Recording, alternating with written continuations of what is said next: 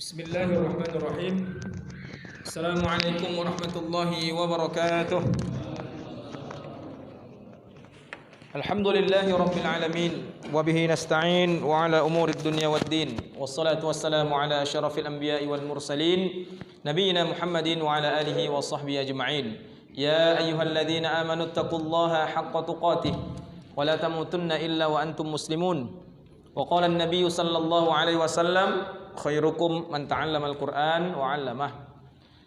Segenap jajaran pengurus BKM, para alim ulama, tokoh-tokoh masyarakat, orang tua kami, hadirin wal hadirat, kaum muslimin dan muslimat, semoga berkumpulnya kita di rumah Allah ini mendapatkan rahmat dari Allah Azza wa Jalla.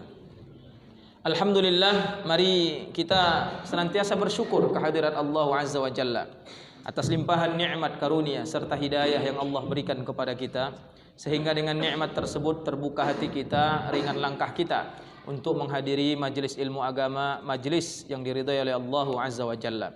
Maka barang siapa nantinya mendapatkan hidayah dari Allah, tidak ada seorang pun yang bisa menyesatkannya, dan barang siapa yang disesatkan oleh Allah, tidak ada seorang pun yang bisa memberikannya hidayah. Salawat dan salam atas junjungan baginda Rasulullah sallallahu alaihi wasallam beserta keluarganya, para sahabatnya radhiyallahu anhum wa radha'an. Dengan memperbanyak salawat dan salam serta mengamalkan tuntunan Rasulullah sallallahu alaihi wasallam, insyaallah kita akan meraih kemuliaan di dunia dan di akhirat, mendapatkan syafaat biiznillahi taala, amin ya rabbal alamin. Jamaah muliakan Allah Azza wa Jalla, kita lanjutkan kajian kita ya, yaitu sirah sahabat Abu Bakar As-Siddiq radhiyallahu anhu. Sekarang kita sudah sampai kepada halaman 132. Ya, jadi ini sirah yang dibahas sebulan sekali ya. Sebulan sekali kita sing-singkan waktu kita untuk membahas sejarah. Ya, karena sejarah ini amat sangat penting. Sehingga ya kita ingat perkataan tokoh ya, jas merah ya, jangan sekali-kali melupakan sejarah itu ya. Nah, sejarah yang kita bahas ini sejarah sahabat yang mulia Abu Bakar As-Siddiq radhiyallahu anhu. Baik, kita lanjutkan. Sebuah sikap yang tidak mampu dijelaskan dengan kata-kata. Ini adalah lembaran yang bersinar dari kehidupan As-Siddiq radhiyallahu anhu, Abu Bakar As-Siddiq, yang telah memberikan harta dan jiwanya demi membela Allah dan membela Rasulnya. Sebagaimana yang sudah kita bahas sampai Rasul mengatakan, ya, Rasul banyak mengambil manfaat dari sahabat Abu Bakar As-Siddiq radhiyallahu anhu. Sahabat Abu Bakar yang mengorbankan hartanya, jiwanya untuk menegakkan ya ajaran, mendakwahkan ajaran Islam. Dari sahabat Ali bin Abi Thalib radhiyallahu anhu, dia berkata, aku telah melihat Rasulullah sallallahu alaihi wasallam dikerumuni oleh orang-orang Quraisy. Sebagian mendorong beliau dan sebagian lagi mengoyak-ngoyak pakaian beliau.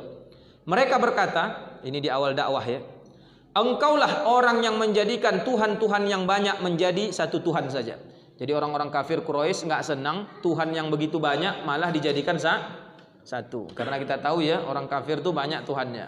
Latta, Uzza, Manata, Hubal ya, belum lagi itu Tuhan-Tuhan besar. Belum lagi Tuhan-Tuhan kecil. Belum lagi kalau dia orang miskin, dia buat Tuhan dari tepung. Jadi dia buat Tuhannya dari tepung. Kalau rezekinya lancar, makin diperbagusnya Tuhannya. Kalau rezekinya susah, dimakannya tepungnya tadi. Ah, sial aku nyembah kau, katanya, makannya tepungnya. Beda dengan orang kaya. Kalau orang kaya membuat Tuhan dari emas. Nah, ini kalau orang kaya. Begitulah kejahiliahan orang-orang jahiliyah. Nah, jadi orang-orang kafir ini memukuli Nabi sallallahu alaihi wasallam sambil mengatakan, gara-gara engkaulah ya, masa engkau mau menjadikan Tuhan kami yang banyak cuma satu saja. Sahabat Ali berkata, demi Allah, tidak seorang pun dari kami yang berani mendekat menjaga Nabi selain Abu Bakar As-Siddiq. Karena pada saat itu umat Islam jumlahnya masih sedikit. Dia mendorong sebagian dari mereka, menyingkirkan sebagian dari mereka, bahkan memukul sebagian lagi. Dia berkata, celaka kalian, apakah kamu akan membunuh seseorang karena dia berkata, Rabbku adalah Allah? Ini disebutkan dalam surah Ghafir ayat 28 tentang perkataan sahabat Abu Bakar ini. Kemudian Ali mengangkat jubah yang dipakainya. Dia menangis sampai jenggotnya basah. Kemudian berkata, aku bertanya kepada kalian dengan nama Allah, apakah seorang laki-laki beriman dari keluarga Fir'aun lebih baik ataukah Abu Bakar yang lebih baik? Jadi sahabat Ali ini sambil mengenang bagaimana perjuangan Abu Bakar As-Siddiq radhiyallahu anhu. Akhirnya mereka terdiam. Maka dia berkata, "Mengapa kalian tidak menjawabku? Demi Allah, satu waktu dari Abu Bakar itu lebih baik daripada 1000 waktu dari seorang laki-laki beriman dari keluarga Firaun. Laki-laki itu menyembunyikan imannya, sedangkan Abu Bakar mengumumkan imannya." Jamaah yang muliakan Allah Azza wa Jalla. Dari Abdullah bin Umar, kalau tadi dari sahabat Ali, sekarang dari sahabat Abdullah bin Umar radhiyallahu anhu, anaknya Umar bin Khattab, dia berkata, pada saat Nabi sallallahu alaihi wasallam sedang berada di halaman Ka'bah, Uqbah bin Mu'aid datang lalu mencengkram pundak Rasulullah sallallahu alaihi wasallam, melilitkan kainnya di leher Rasulullah.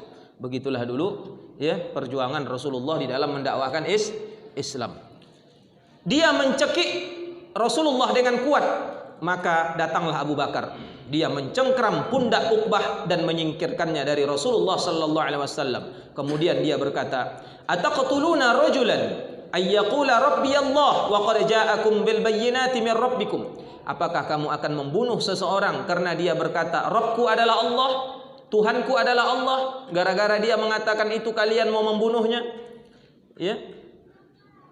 Padahal sungguh dia telah datang kepadamu dengan bukti-bukti yang nyata dari Rabb kalian. Padahal dia datang dengan membawa bukti-bukti mukjizat dari Allah Subhanahu wa taala. Surah Ghafir ayat 28. Jadi beginilah ya pengorbanan sahabat Abu Bakar As-Siddiq radhiyallahu anhu dalam membela dakwah Rasulullah sallallahu alaihi wasallam. Ya, jamaah muliakan Allah Azza wa Jalla.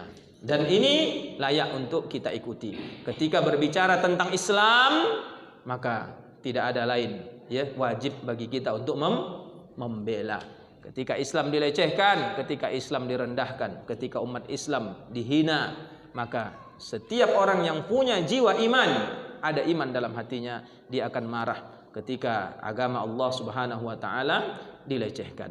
Jamaah muliakan Allah Azza wa Jalla, dan orang tersebut telah mencontohkan kepada kita, dialah sahabat Abu Bakar As-Siddiq radhiyallahu anhu. Berikutnya, tidak pantas bagiku membuka rahasia Rasulullah. Ini subjudul berikutnya. Dari Abdullah bin Umar radhiyallahu anhu bahwa Umar bin Khattab berkata ketika Hafsah binti Umar radhiyallahu anha menjanda karena ditinggal suaminya. Ya, jadi Hafsah anak Umar bin Khattab. Jadi sebelum dinikahi Nabi sallallahu alaihi wasallam, dia sudah punya suami dan akhirnya dia menjadi seorang janda karena ditinggal suaminya. Khunais bin Hudzafah As-Sahmi, salah seorang sahabat Nabi sallallahu alaihi wasallam yang wafat di Madinah. Umar berkata, apa kata Umar? Anaknya ya sudah janda.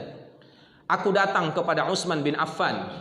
Aku menawarkan kepadanya untuk menikahi Hafsah. Lalu Utsman menjawab, aku akan pikirkan. Aku akan pikirkan. Beberapa malam setelah itu Utsman menemuiku, kata Umar. Lalu dia berkata, saat ini aku belum berniat untuk menikah, kata sahabat Utsman bin Affan. Lalu Umar berkata, selanjutnya aku bertemu Abu Bakar As-Siddiq. Lalu aku berkata kepadanya, jika engkau berkenan, aku akan menikahkanmu dengan Hafsah binti Umar. Namun Abu Bakar pun diam. Dia tidak menjawab apapun. Jadi sahabat Abu Bakar diam. Diamnya Abu Bakar ini ternyata menyakitkan hatiku, kata sahabat Umar bin Khattab radhiyallahu anhu. Beberapa malam kemudian Rasulullah sallallahu alaihi wasallam datang melamar putriku dan aku menikahkannya dengan beliau. Maka Abu Bakar pun menemuiku lalu berkata kepada Umar yang marah tadi. Apa kata Abu Bakar? Mungkin engkau jengkel kepadaku. Aku tahu. Ya, engkau marah kepadaku wahai sahabatku. Ya. Nah, ketika engkau memintaku menikahi Hafsah, tapi aku tidak menjawab apapun. Bilangkan tidak pun tidak, bilangkan iya pun tidak. Kemudian apa kata Umar? Benar, aku pada saat itu marah. Abu Bakar berkata, yang menghalangiku untuk memberikan jawaban kepadamu atas permintaanmu itu adalah karena aku mengetahui bahwa Rasulullah sallallahu alaihi wasallam telah menyebut-nyebut nama Hafsah. Ya. Nah, jadi kalau Rasul bercerita sama Abu Bakar, ya, Rasul menyebut nama Hafsah. Apa kata Abu Bakar? Tidak pantas bagiku membuka rahasia Rasulullah sallallahu alaihi wasallam. Seandainya Rasulullah sallallahu alaihi wasallam tidak berkenan menikahi Hafsah, niscaya aku akan terima tawaranmu. Masya Allah. Jadi jamaah muliakan Allah azza wa jalla. Hikmah ya dari kisah ini luar biasa. Yang pertama di antara tanggung jawab orang tua itu ialah memilihkan anaknya pasangan yang terbaik. Ya, bukan sembarangan. Jamaah muliakan Allah, sampai disebutkan dalam hadis, "Idza ja'akum man tardawna dinahu wa khuluquhu fazawwijuhu illa takun fitnatun wa fasadun 'arid." Jika datang kepadamu seorang laki-laki yang engkau lihat bagus akhlaknya, bagus agamanya, maka segeralah engkau nikahkan. Kata Nabi sallallahu alaihi wasallam, kalau tidak akan terjadi fitnah dan kerusakan yang besar. Itu yang pertama. Yang kedua, bukanlah suatu aib kalau kita punya anak kita tawarkan kepada orang lain yang kita lihat soleh, ya, agamanya bagus, ya, sebagaimana sahabat Umar, ya, dia tawarkan kepada sahabatnya, ya, Rasulullah sallallahu alaihi wasallam, ya, Utsman, sahabat Abu Bakar As-Siddiq radhiyallahu anhu. Kemudian hikmah berikutnya, ya, sahabat Abu Bakar, ya, mengajarkan kepada kita pentingnya menjaga rahasia seorang teman. Ya, kadang awak teman sudah dekat, tapi rahasia keburukan teman awak habis awak ceritakan. Ya, nauzubillah. Sahabat Abu Bakar As-Siddiq radhiyallahu anhu, ya, beliau tahu Rasulullah sallallahu alaihi wasallam, ya, menyukai Hafsah radhiyallahu anha, ummul mukminin, ya, yang akhirnya menjadi ibu kita. Karena istri-istri Rasul itu adalah ibunya orang beriman. Jamaah muliakan Allah azza wa jalla. Jadi banyak hikmah, ya, yang bisa kita ambil dari kisah ini. Kita lanjut, infak Abu Bakar di jalan Allah. Infaknya Abu Bakar di jalan Allah. Nabi sallallahu alaihi wasallam bersabda, "Ma ahadun a'zamu 'indi yadan min Abi Bakrin wasani bi nafsihi wa malihi wa ankahani ibnatah." Tidak seorang pun yang lebih besar jasanya, kata Nabi sallallahu alaihi wasallam, jasanya besar kepadaku melainkan sahabat Abu Bakar As-Siddiq radhiyallahu anhu. Dia telah membantuku dengan jiwa dan hartanya. Jadi jiwa Abu Bakar, harta Abu Bakar, ya, dia bantu untuk menegakkan dakwah, ya, menyebarkan dakwah Rasulullah sallallahu alaihi wasallam. Bahkan dia juga menikahkanku dengan putrinya. Siapa? Ibunda Aisyah radhiyallahu anha. Jadi Abu Bakar selain mertua Rasul, dia juga adalah sahabat Rasulullah sallallahu alaihi wasallam. Begitu juga Umar, selain mertua Rasul, dia juga adalah sahabat Rasulullah. Begitu juga Utsman, selain sahabat Rasul, sahabat Utsman juga menantunya Rasulullah sallallahu alaihi wasallam. Sampai dua putri Rasul dinikahi oleh sahabat Utsman. Yang satu meninggal, akhirnya dinikahkan lagi dengan yang satunya lagi. Sampai kata Nabi, andai meninggal lagi ada anakku, ku kasih lagi kepada Utsman bin Affan. Begitulah, ya, mulianya sahabat Utsman. Sampai digelar dengan Zunnurain, seseorang yang memiliki dua cahaya, karena menikahi dua putri Rasulullah sallallahu alaihi wasallam. Ya, sahabat Ali bin Abi Thalib selain sahabat Rasul, dia juga sepupu Rasul dan dia juga menantu Rasulullah sallallahu alaihi wasallam. Karena ayahnya Ali, ya, abang adik kandung dengan ayahnya Nabi sallallahu alaihi wasallam, dan mereka sepupu. Anaknya Nabi dinikahi oleh sahabat Ali bin Abi Thalib. Jamaah muliakan Allah azza wa jalla. Mungkin di dalam adat, ya, itu kurang baik nikah sepupu, tapi dalam agama itu halal, ya, karena sepupu bukan mahram. Mahram maksudnya bukan orang yang haram dinikahi, ya, bukan haram dinikahi. Jamaah muliakan Allah azza wa jalla, ya, nanti lebih jelas lihat dalam surah Al-Ahzab ayat 50 tentang perkara itu. Baik, kita lanjut. Nabi sallallahu alaihi wasallam bersabda, "Ma li ahadin indana yadun illa wa qad kafa'nahu ma khala Abu Bakrin." Tidak ada seorang pun yang mempunyai jasa baik kepada kami melainkan kami telah membalasnya, kecuali Abu Bakar tak terbalas. Kalau yang lain buat baik kami balas, tapi Abu Bakar tak terbalas. Sesungguhnya dia mempunyai jasa mulia, Allah yang akan membalasnya pada hari kiamat. Aku tidak mengambil manfaat dari harta seorang pun seperti aku mengambil manfaat dari harta Abu Bakar. Seandainya aku boleh mengangkat seorang khalil, kekasih, niscaya aku akan menjadikan Abu Bakar sebagai khalilku. Ya, tapi khalilnya Nabi adalah Allah Subhanahu wa taala. Seandainya boleh, ku angkat Abu Bakar sebagai khalil. Ya. Dia sesungguhnya sahabat kalian dan dia juga adalah khalilullah dan dia juga adalah kekasih Allah Subhanahu wa taala. Hadis riwayat Tirmizi, hadisnya sahih. Jamaah muliakan Allah Azza wa Jalla, inilah pernyataan ya Rasulullah sallallahu alaihi wasallam tentang kemuliaan Abu Bakar. Yang pada hari ini malah orang-orang Syiah ya mengkafirkan sahabat Abu Bakar As-Siddiq radhiyallahu anhu, bahkan menulis nama-namanya di sendal-sendal mereka ya supaya dipijak-pijak. Jamaah muliakan Allah Azza wa Jalla. Kita lanjut. Dari Hisham bin Urwah, dari ayahnya, dia berkata, Abu Bakar masuk Islam sedangkan dia mempunyai 40.000. Dia menginfakkannya di jalan Allah. Ya, kita tahu dulu mata uang dulu dinar dirham. Ya, dia menginfakkannya di jalan Allah, bahkan dia memerdekakan 7 orang hamba sahaya. Ya, hamba sahaya yang disiksa karena Allah. Jadi orang-orang kafir kalau punya budak mereka masuk Islam itu habis disiksa itu. Dan Abu Bakar telah memerdekakan 7 orang budak. Di mana hari ini satu harga budak saja kalau dirupiahkan itu sampai 1 M, ya. Sampai nilainya 1 miliar satu orang budak itu. Ya. 7 orang dia merdekakan. Di antaranya siapa? Bilal bin Rabah yang ketika disiksa Abu Bakar ya membebaskannya. Itu dibayar, Pak, sama majikannya. Ya, ini ku bebaskan. Akhirnya merdeka. Ya, siapa lagi? Amir bin Fuhairah, Junairah An-Nahdiyah dan anak perempuannya hamba sahaya Bani Muammal dan Ummu Ubais. Ini disebutkan dalam kitab Usudul Khabah. Jamaah muliakan Allah Azza wa Jalla. Begitulah besar jasanya Abu Bakar As-Siddiq radhiyallahu anhu. Kalau untuk Islam beliau enggak pikir-pikir, Pak. Ya, kalau untuk Islam. Ya, kalau untuk Islam.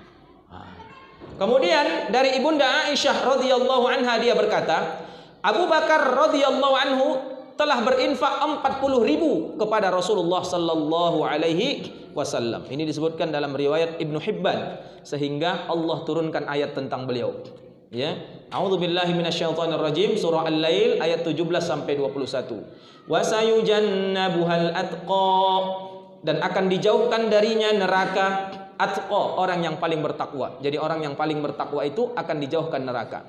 Apa ciri-cirinya? Ciri-cirinya alladzi yu'ti malahu yatazakka, mereka yang menginfakkan hartanya di jalan Allah untuk membersihkan dirinya. Ya, jadi dia infakkan hartanya di jalan Allah. Orang seperti ini akan dijauhkan dari neraka. Inilah hebatnya sedekah tadi. Hebatnya infak. Bahkan pada hari kiamat seluruh amalan saling berbangga-bangga dengan dirinya. Salat berbangga, puasa berbangga, ya, dan datanglah sedekah. Ketika sedekah datang kata Nabi, yang lain terdiam. Ya, kenapa? Karena sedekah ini butuh pengorbanan, Pak. Kalau salat semua orang bisa salat enggak? Bisa. Sedekah mengeluarkan duit untuk agama, berpikir orang, apa untungnya untukku? Itu ya. Kalau untuk agama berpikir, padahal untungnya apa? Ketika diinfakkan, mana qasad shadaqatun min mal, tidak akan berkurang harta orang yang berinfak di jalan Allah Subhanahu wa taala. Ya, tanda seseorang cinta kepada hartanya, dia infakkan di jalan Allah Subhanahu wa taala supaya hartanya kelak menjadi kawannya tatkala dia tiada. Dan dia adalah sahabat Abu Bakar As-Siddiq radhiyallahu anhu. Wa ma li ahadin 'indahu min ni'matin tujza, dan tidak ada seorang pun memberikan suatu nikmat padanya yang harus dibalasnya illa batigha'a wajhi rabbihil a'la, dan dia memberikan itu semata-mata karena mencari ridha Allah Subhanahu wa taala yang maha tinggi. Jadi sahabat Abu Bakar itu ya, dia melakukan sesuatu hanya mencari ridha Allah Subhanahu wa taala. Wala saufa yarda, dan niscaya kelak dia akan mendapatkan kesenangan yang sempurna. Ya, inilah ayat yang diturunkan. Kata Imam Al-Qurtubi, apa kata beliau dalam tafsirnya? Mayoritas ulama tafsir mengatakan bahwa surat ini turun mengenai Abu Bakar As-Siddiq radhiyallahu anhu. Maka pintu surga itu ada 8 8-8-nya dimasuki oleh Abu Bakar As-Siddiq radhiyallahu anhu. Ada orang masuk surga dari pintu salat, ada orang masuk surga dari pintu jihad, ada orang masuk surga dari pintu sedekah. Sahabat Abu Bakar 8 pintu itu dia masuki. Kenapa? Karena di setiap amalan dia paling istimewa. Cerita salatnya Abu Bakar lebih baik. Cerita sedekahnya Abu Bakar lebih baik. Cerita apa? Cerita jihadnya Abu Bakar lebih baik. Ada orang yang dia istimewa karena salatnya. Ada istimewa karena sedekahnya. Ada istimewa di sisi Allah karena puasanya. Sahabat Abu Bakar semuanya istimewa. Jamaah muliakan Allah Azza wa Jalla. Baik. Adakah gelar yang lebih berharga dari gelar ini? Enggak ada. Ya, ayat ini diturunkan kepada sahabat Abu Bakar As-Siddiq radhiyallahu anhu. Kita lanjut. Dari Ibnu Abbas radhiyallahu anhu dia berkata, orang-orang musyrikin menyiksa Bilal, sedangkan Bilal mengucapkan ahad. Maka Nabi sallallahu alaihi wasallam melewati Bilal. Lalu beliau bersabda, ahad. Ya, ahad yakni Allah taala. Maksud ahad itu adalah Allah yang Maha Esa. Dia akan menyelamatkanmu. Kemudian Nabi sallallahu alaihi wasallam berkata kepada Abu Bakar, "Ya Abu Bakrin, inna Bilal yu'adzab fillah." Wahai Abu Bakar, sesungguhnya Bilal ini sedang disiksa karena membela agama Allah Subhanahu wa taala. Dia dipaksa murtad tapi tidak mau murtad, dia tetap mengatakan ahad. Ya, Allah Maha Esa, sehingga membuat majikannya murka kepadanya, disiksa, diseret di padang pasir yang panas, diimpit lagi dengan batu hanya untuk mempertahankan agama Islam. Jadi kisah-kisah seperti ini ya akan terus berulang. Di mana umat Islam minoritas, maka penindasan itu akan selalu ada. Tapi ketika umat Islam mayoritas, aman-aman saja. Malah yang akan membuat rusuh kalau umat Islam mayoritas siapa? Orang-orang munafik dari kalangan umat Islam itu sendiri. Kalau orang kafir berpikir mereka untuk merusuhi Islam, tapi biasanya yang banyak merusuhi Islam itu kalau umat Islam sudah mayoritas siapa? Orang-orang munafik. Sebagaimana ketika Rasulullah di Madinah, mayoritas Islam di Madinah, siapa yang merusuh di situ? Orang-orang munafik. Mana ada di Mekah orang munafik? Ayat tentang munafik turun di mana?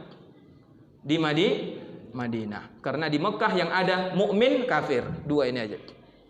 Ya, ketika di Madinah sudah mulai mukmin kafir munafik.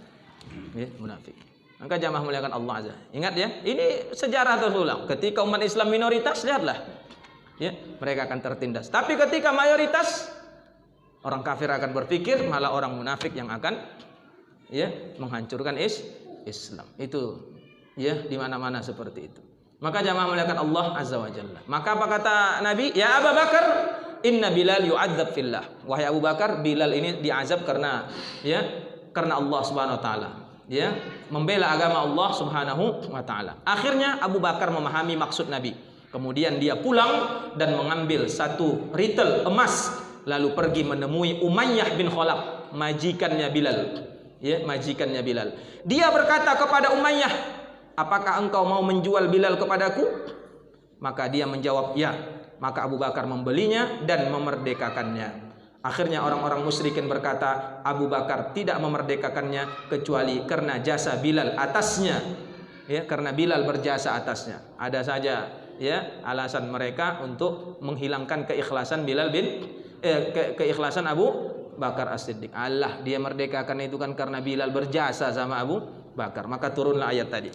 Ya, bahwa dia melakukan itu min ni'matin tujza, bukan karena ada jasa orang lain, illa batigha wajhi rabbihil a'la, melainkan dia hanya mengharapkan wajah Allah, perhatian Allah Subhanahu wa taala. Masyaallah. Jadi Allah membantah sendiri ya pernyataan orang-orang kafir. Masyaallah.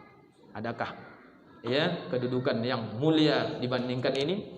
Allah yang mengakui keikhlasannya Abu Bakar As-Siddiq radhiyallahu anhu. Jamaah muliakan Allah azza wa jalla. Banyak pelajaran yang kita ambil. Maka ingat ya, ketika kita menolong orang lain, ingat ya, Allah Subhanahu wa taala sudah memberikan balasan. Jangan hapus balasan itu dengan mengungkitnya. Ya, tiba-tiba orang yang kita bantu sukses, malah naik stang bulat-bulat. Ya, sampai di jalan mengklekson pun tidak, malah mau melanggar awak pula. Bilangkan minta maaf pun Tidak. Bisa nggak kita tak mengungkit kebaikan yang dulu pernah kita lakukan? Ya, salah minta ada tak itu kawan dia itu. Kalau tak aku dulu membantu dia itu di kampung nih, tak jadi orang dia. Padahal pahalanya sudah dicatat di sisi Allah. Ya, tapi dia ungkit. Berat ini. Ya, berat.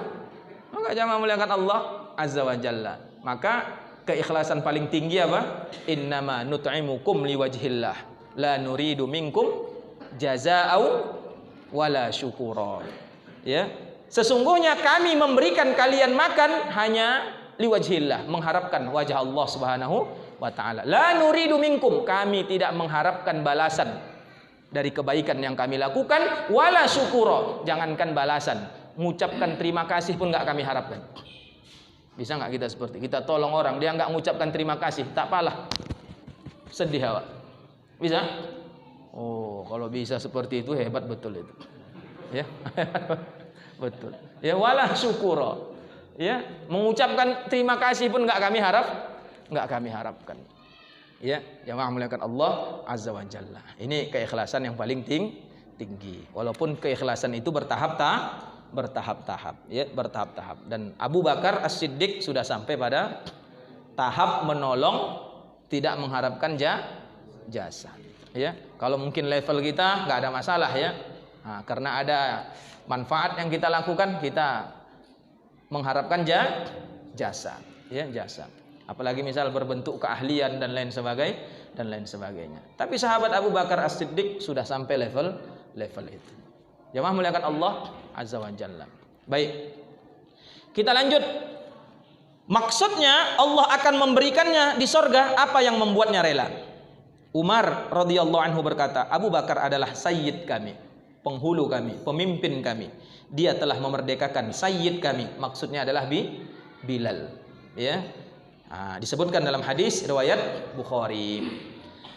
Abu Bakrin haba fillahi malan wa a'taqa fi mahabbatihi Bilalan wa qad wasan nabi bi kulli fadlin wa asra'a fi ijabatihi balala law anna al-bahra yaqsuduhu bi ba'din lama tarakal ilahu bihi Bilala. Abu Bakar telah memberikan hartanya karena Allah. Dia memerdekakan Bilal dengan kecintaannya. Dia telah membantu Nabi dengan segala keutamaannya. Dia bersegera menjawab ajakan beliau tanpa berkata tidak. Seandainya lautan memberinya sebagian saja, niscaya dengannya Allah tidak akan membiarkan Bilal. Dari Umar bin Khattab radhiyallahu anhu dia berkata, Rasulullah sallallahu alaihi wasallam memerintahkan kami untuk bersedekah. Jadi Nabi perintahkan sahabat untuk bersedekah. Jadi sedekah itu pun kadang harus diperintahkan. Ayo Pak, kita sedekah Pak. Kalau bahasa saya tahrid ya, memotivasi supaya bersedekah. Ya. Ketika itu aku sedang mempunyai harta, maka aku berkata, hari ini aku akan mengalahkan Abu Bakar dalam infak. Karena aku memang tidak pernah mengalahkannya dalam amalan lain. Ya, ini harus kukalahkan ini Abu Bakar As-Siddiq radhiyallahu anhu. Jadi para sahabat itu bersaingnya dalam urusan amal soleh. Awak bersaingnya dalam urusan dunia. Kalau dia mobilnya satu, aku harus dua. Kalau istrinya gelangnya dua, aku harus tiga. Sampai gelang istri sampai siku. Ya, begini tangan istrinya. Saya gara bersaing urusan harta. Ya, sahabat bersaing dalam urusan ibadah. Besok aku harus kalahkan dia. Ya, kalau dia puat tahajudnya sekian, aku harus sekian. Kalau sedekahnya aku harus sekian. Begitulah. Bahkan miskin dan kaya saling bersaing di masa Nabi. Yang kaya ya Rasul enak kalilah, mereka sholat, kami sholat, mereka sholat, kami puasa, mereka puasa. Tapi mereka sedekah, kami nggak bisa sedekah, nggak ada duit ya Rasul. Cemana ngalahkan mereka Rasul? Udah amalkan ini kata Nabi. Akhirnya orang miskin dia sepakat, jangan tahu yang kaya ya, ini khusus amalan gitu. Ya, bayangkan itu. Beberapa hari yang akan datang rupanya bocor. Ya. Datang lagi sama Nabi, ya Rasulullah, orang kaya tahu amalan untuk mengalahkan mereka. Udahlah, amalkan aja kata Nabi. Ya, itu sudah karunia masing-masing. Sampai begitulah bersaingnya dalam urusan amalan soleh. Dan termasuk Umar bin Khattab, kapanlah ku kalahkan Abu Bakar? Oh, besok ini akan ku kalahkan. Ya, dalam urusan harta.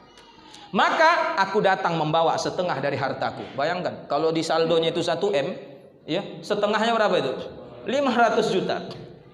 Ya, aku bawa setengah hartaku. Kata Umar bin Khattab. Lalu Rasulullah bertanya kepadaku, ya, apa yang engkau sisakan untuk keluargamu? Apa kata Umar? Kusisakan separuhnya ya Rasulullah. Nah, jadi ada sisa untuk separuh. Jadi separuh untuk agama, separuh untuk keluarga. Akhirnya aku menjawab, ya, jumlahnya masih sama ya Rasul. Umar berkata, ternyata Abu Bakar datang membawa seluruh hartanya. Ya. Engkau bagaimana Abu Bakar? Seluruh hartaku ya Rasul. Lalu Rasul bertanya, apa yang engkau sisakan untuk keluargamu? Abu Bakar menjawab, aku menyisakan Allah dan Rasulnya. Biarlah Allah dan Rasulnya, ridho Allah dan Rasulnya lah yang bersamaku. Akhirnya Umar berkata, aku nggak akan bisa mengalahkanmu dalam segala hal, katanya. Nah, ini disebutkan dalam hadis riwayat Abu Daud, hadisnya sahih. Kajama muliakan Allah Azza wa Jalla, begitulah persaingan, ya, sahabat Umar ingin mengalahkan Abu Bakar As-Siddiq. Dalam urusan apa? Amal soleh. Amal soleh. Dan mereka itu dalam urusan dunia itu nggak tertarik, Pak. Nggak tertarik. Bahkan di waktu pemilihan jadi ketua menggantikan Rasul, masing-masing kau lah, jangan aku, kau aja lah jadi pemimpin, kau lah, tidak, kau lah. Akhirnya masing-masing mengajukan argumen. Umar mengatakan Abu Bakar lah yang layak karena sebelum Rasul wafat, ya, Abu Bakar ditunjuk jadi imam, ya, jadi imam. Ini kode dari Rasulullah SAW. Adakah di antara kalian menolak Abu Bakar jadi pemimpin kita? Tidak ada. Semuanya tidak bisa, ya, mengalahkan Abu Bakar. Apakah ketika itu Abu Bakar senang? Tidak. Wahai sahabatku, kalian telah milihku. Jika aku benar, ikuti. Jika aku salah, tegur aku. Dan panjang sekali kisah bagaimana pidatonya Abu Bakar As-Siddiq radhiyallahu anhu. Enggak ada persaingan. Hari ini awak bersaing, ya. Kau saya jadi ketua, aku pula lah. Kau nanti kau, besok aku harus jadi ketua. Bersaing pada urusan ketua. Jangan memuliakan Allah Azza wa Jalla. Ya. Ini ya yang terjadi. Baik, kita lanjut. Al-Habib, maksudnya Rasulullah sallallahu alaihi wasallam menafikan kesombongan dari Abu Bakar As-Siddiq radhiyallahu anhu. Maknanya Rasul mensucikan Abu Bakar, bahwasanya Abu Bakar ini enggak ada sifat sombong. Dari Abdullah bin Umar, dia berkata, Rasulullah bersabda, man jarra thawbahu khuyala lam yanzurillah ilahi yaumal qiyamah. Barang siapa yang menjulurkan pakaiannya, maksudnya celana atau kainnya, sampai melebihi mata kakinya karena sombong, maka Allah tidak akan melihat kepadanya kelak pada hari kiamat. Saking kan takutnya Abu Bakar mengatakan, ya Rasulullah, satu sisi pakaianku menjulur, kecuali jika aku memperhatikannya, menjaganya tetap seimbang dan tidak miring. Ya, maka Rasulullah bersabda, innaka lasta tasna'u dzalika khuyala, engkau melakukan itu bukan karena kesombongan wahai Abu Bakar As-Siddiq radhiyallahu anhu. Hadis riwayat Bukhari. Jangan memuliakan Allah Azza wa Jalla. Jadi Abu Bakar itu, ya, kecil, kurus. Jadi kalau dia pakai celana asal melorot tariknya lagi. Asal melorot tariknya lagi. Ya, cemana aku ya Rasul? Saking kan takutnya dia termasuk kategori sombong. Engkau bukan termasuk orang yang sombong. Sehingga dari dalil ini para ulama ikhtilaf dalam urusan, ya, celana yang turun di bawah mata kaki. Ada ikhtilaf para ulama, ya. Dalam mazhab Syafi'i makruh hukumnya. Menjulurkan pakaian di bawah mata kaki, bahkan bisa jatuh haram jika disertai kesombongan. Tapi makruh. Ada ulama yang mengharamkan sama sekali, ya. Ini dalam mazhab yang lain. Ya, jadi kita saling menghargai. Dan jangan sampai orang yang sudah mengapalkan celana di atas mata kaki malah dia pula yang sombong. Paham nggak kira-kira itu? Ini hati-hati juga. Setan tuh pandai kali itu. Ya, kaulah yang mantap, kata setan. Sehingga kalau nengok celana orang awak di bawah mata kaki, ya, tak ada ini. Neraka ini. Mana? Awak pula yang sombong ya dia. Jangan hati-hati. Yang pakai di bawah mata kaki dia biasa saja, sombong pun udah begitulah. Nggak ada perasaan. Maka dalam hal ini kita harus saling menghargai. Ikhtilaf, para ulama ikhtilaf dalam masalah ini. Ada yang mengharamkan, ada yang memakruhkannya, ya. Tapi lebih baik, ya, untuk kehati-hatian sampai disebutkan dalam hadis izaratul mu'min ma bainas saqai. Pakaian seorang mukmin, kata Nabi SAW dalam hadis sahih, yaitu di setengah betisnya. Jika dia belum sanggup, turunkan sedikit. Jika belum sanggup, di antara kedua mata kaki, itu udah standarnya lah itu. Jadi ini kedua mata kaki di tengah-tengah itulah paling tidak ukuran celana kita. Ternyata kata para ulama di antara hikmahnya disebutkan untuk menjaga kesucian pakaian. Ya, awak kadang di jalan kadang melorot-lorot sampai bekumal bawah celana itu. Ya, istri pun mencuci sambil muncul. Kotorin celana abang. Ya. Sampai udah koyak-koyak bawah itu. Itu pula dibawa sholat. Allah Akbar. Saya pernah lihat itu.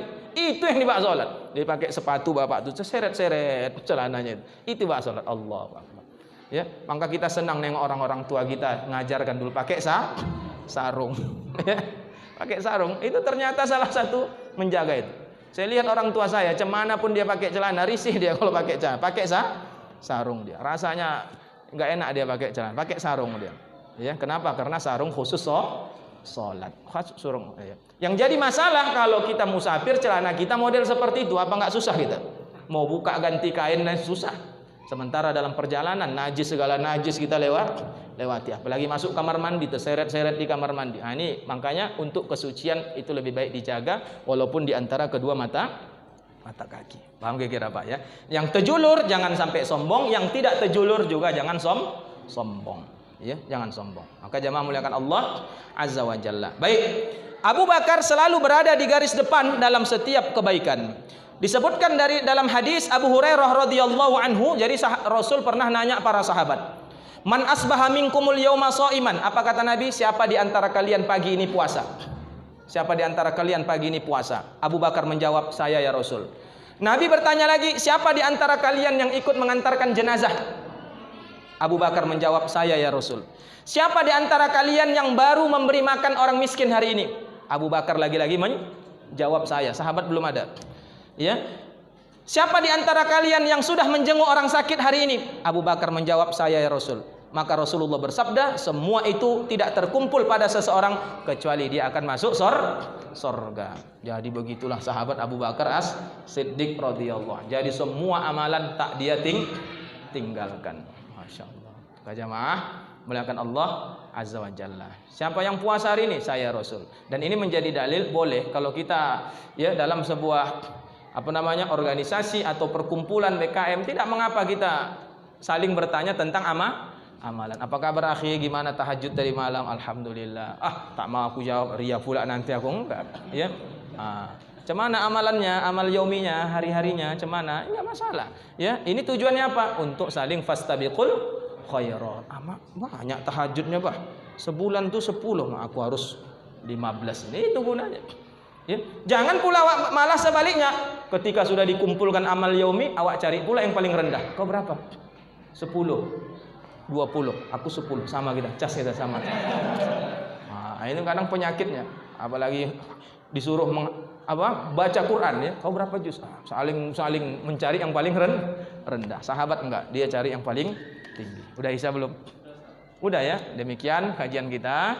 Nanti kita lanjutkan di pertemuan yang akan datang sikap Abu Bakar dalam kisah Isra dan Mi'raj. Subhanakallahumma bihamdika asyhadu an la ilaha illa anta astaghfiruka wa atubu ilaik. Mohon maaf atas segala kekurangan. Assalamualaikum warahmatullahi wabarakatuh. Waalaikumsalam.